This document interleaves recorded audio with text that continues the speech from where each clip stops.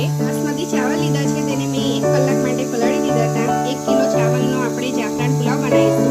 તો પાણી ગરમ થઈ ગયું છે, એની અંદર આપણે એને નાખી દઈશું।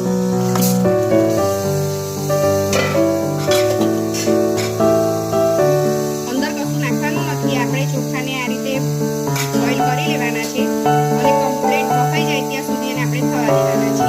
10 મિનિટ જેટલો એનો સમય લાગશે બફાવાનો, પછી આપણે એને નીતાળી લઈશું। ચોખા તૈયાર થઈ ગયા છે, બિલકુલ સરસ રીતે ચડી ગયા છે, તમે દેખી શકો છો, કમ્પ્લીટ તૂટી જાય છે। આ રીતે ચોખા થવા દેવાના છે। આપણે હવે વઘાર કરીશું ચોખાનો, તેના માટે મેં 50 ગ્રામ જેટલું ઘી નાખ્યું છે।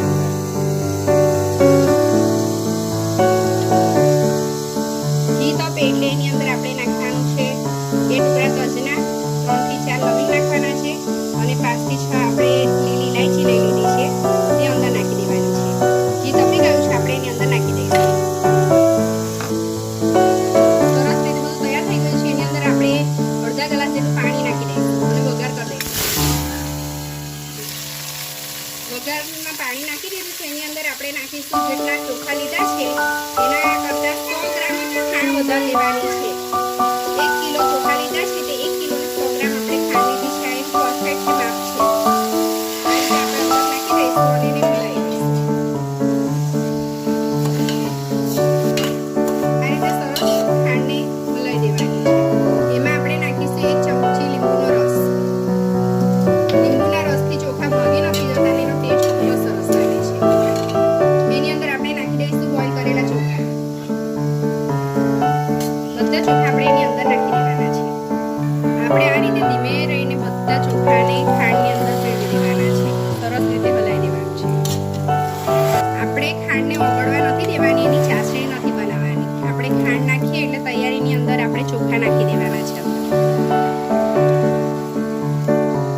આપણે એને ઢકી દઈશું 2 મિનિટ માટે ફર્સ્ટ ગેસ પર થવા દઈશું, પછી આપણે ગેસ ધીરો કરી દઈશું। ધીમા તાપે આપણે એને 15 મિનિટ સુધી થવા દેવાનું છે।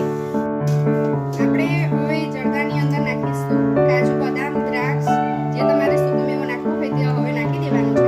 10 મિનિટ થઈ ગઈ છે, આપણે જરદાને મૂકી આ રીતે અંદર નાખી અને તવેથાની આપણે પાછળની દંડીથી હલાવવાની છે। આ રીતે ધીરે ધીરે બધું હલાવીને અંદર મિક્સ કરી દેવાનું છે।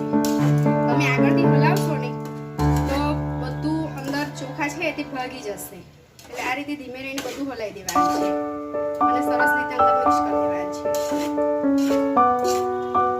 હજુ 5 મિનિટ પછી આપણે એની અંદર કલર નાખીશું। ફૂડ કલરથી આપણે મલ્ટી કલરનો જરદો તૈયાર કરી દઈશું।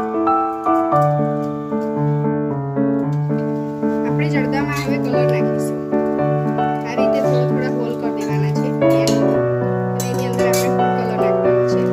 મેં ગ્રીન કલર લીધો છે, તો ગ્રીન કલર નાખીશ અને રેડ કલર નાખીશું આપણે।